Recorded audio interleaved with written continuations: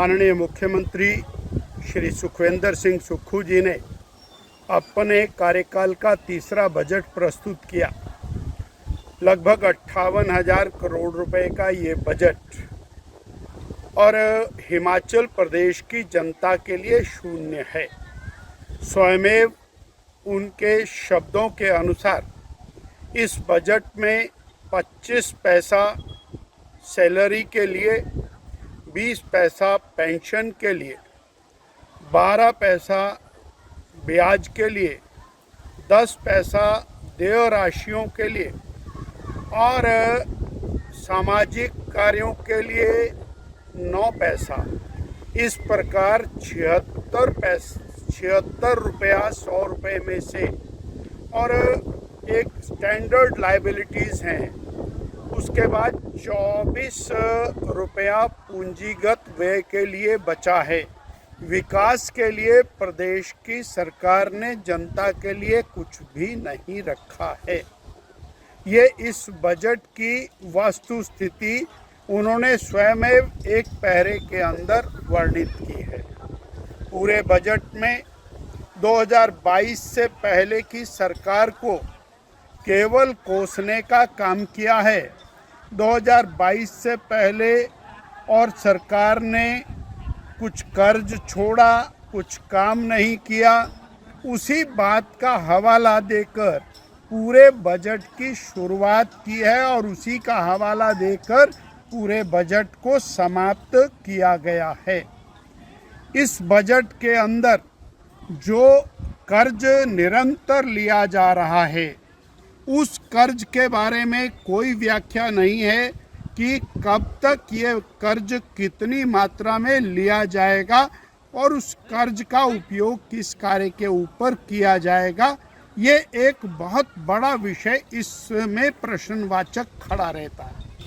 इसी प्रकार से और कानून बिगड़ती व्यवस्था को लेकर कोई भी प्रावधान इसके अंदर नहीं किया और ना ही इस बात का कोई उत्तर दिया गया कि आपने 1200 स्कूलों को बंद कर दिया है, आपने लगभग 1600 संस्थान बंद कर दिए, आप शिक्षा में गुणवत्ता की बात कर रहे हैं और संस्थान बंद करते चले जा रहे हैं, आप स्वास्थ्य में गुणवत्ता की बात कर रहे हैं और संस्थान बंद करते चले जा रहे हैं। और इस बजट के अंदर भी आपने जो कल्याणकारी योजना, हिम केयर योजना, आयुष्मान योजना, उसके बारे में किसी भी प्रकार का कोई जिक्र नहीं किया और जो लाभ उससे जनता को मिल रहा था उसके बारे में आप पूरी तरह से साइलेंट हैं। और भी ज़्यादा जो और चिंताजनक बात है, अनेक योजनाओं का नाम बदल करके आपने जनता को और धोखा देने का प्रयास किया।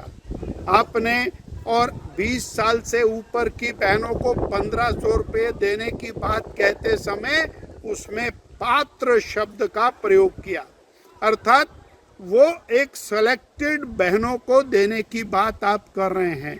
इसी प्रकार से आपने 100 रुपये लीटर दूध की बात की थी और वो तीसरा साल आ गया, वो दूध कहीं भी 100 रुपये लीटर की तरफ दिखाई नहीं देता है। कुल मिलाकर जो गारंटियां आपने की थी, उन गारंटियों के कहीं पर भी आप नज़दीक नहीं आए। जो आउटसोर्स कर्मचारी है उनके बारे में आपने किसी प्रकार की चिंता नहीं की।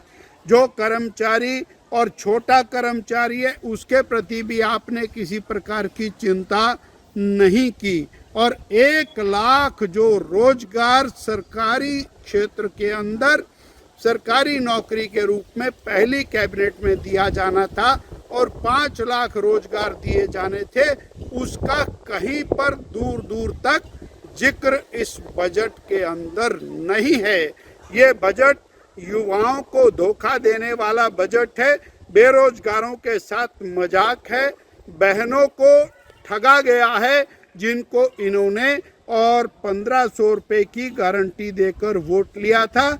किसानों के साथ अन्याय इस बजट के अंदर किया है और जो बिगड़ती कानून व्यवस्था, जिस तरह दिन दिहाड़े गोलीबारी और हिमाचल प्रदेश में हुई है। अब तो उत्तर प्रदेश भी अच्छा हो गया, बिहार भी अच्छा हो गया।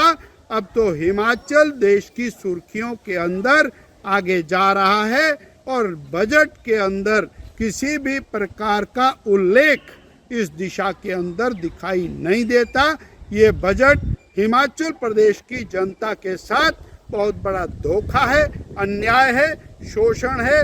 केवल और केवल भारतीय जनता पार्टी को गाली देकर इस बजट की सारी योजनाओं को और बताने का काम किया है। और मालकों का मशहूरी कंपनी की टूरिज्म का पैसा केंद्र सरकार का, पेयजल सिंचाई योजनाओं का पैसा केंद्र सरकार का, स्वास्थ्य की योजनाओं का पैसा केंद्र सरकार का, शिक्षा की योजनाओं का पैसा केंद्र सरकार का, और मालकों का मशहूरी कंपनी की उनके नामकरण अपने नाम पर रखकर उनको आगे बढ़ाने का प्रयास किया है। इतना ही इस बजट के अंदर।